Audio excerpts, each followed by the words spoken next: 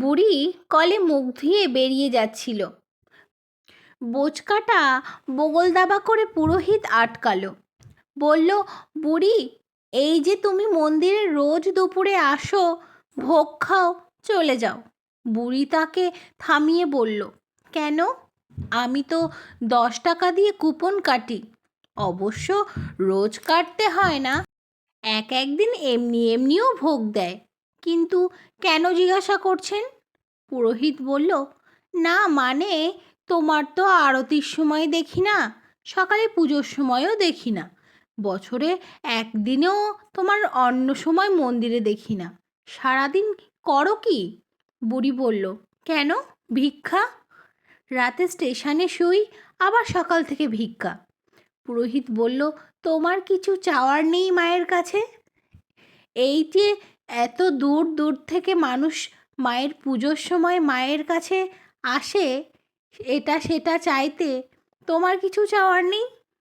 বুড়ি বলল, ছেলে বার করে দিল, বলল শুতে দেওয়ার জায়গা নেই, খেতে দেওয়ার ভাত নেই, আর তাদের পরিবার বড় হচ্ছে। তা ছেলে যখন বার করে দিল, তখন তোমারও কালিমা আমার কি করবে? তাকে তো আমি পেটে ধরিনি রে বাবা, তার কি দায়? তবে মন্দিরে আসো কেন? মাকে বলতে যেন ছেলেটার অমঙ্গল না করে। সেও তো মা, বুঝবে। তারও তো কেউ নেই, নইলে আমাদের মন্দিরে পড়ে থাকে। সারা রাত তালা লাগিয়ে দরজা জানালা লাগিয়ে চলে যাও। সে এক গ্লাস জল জল চাইলে পাবে কি না কে জানে। ও সবার ভাগ্যে এক। দেখো না, এই দুর্গা পুজো আসছে, নর্দমার ওপরে এখানে সেখানে প্যান্ডেল করে 4-5 দিন ধাই দাঁড় করিয়ে রাখবে। কান মাথা খাওয়া গান আর মদ গিলে রাতের নৃত্য করবে, কুটকাচালি করবে সব সেজে গুজে। মা ঠায় দাঁড়িয়ে থাকবেন, তারপর মন ভরে গেলে টান মেরে জলে ফেলে দিয়ে আসবে।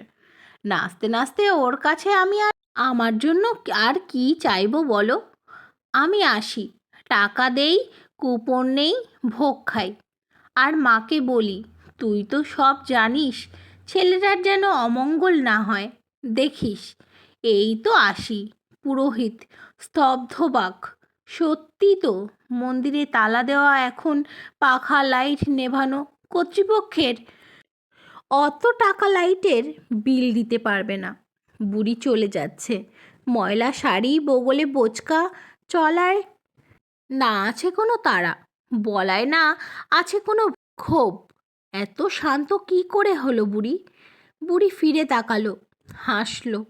সামনের উপরের পাটিতে দাঁত নেই, 2 থেকে 3টে। এমন নিরুদ্বেগ হামল হাসি একমাত্র মায়েরাই হাসতে পারে।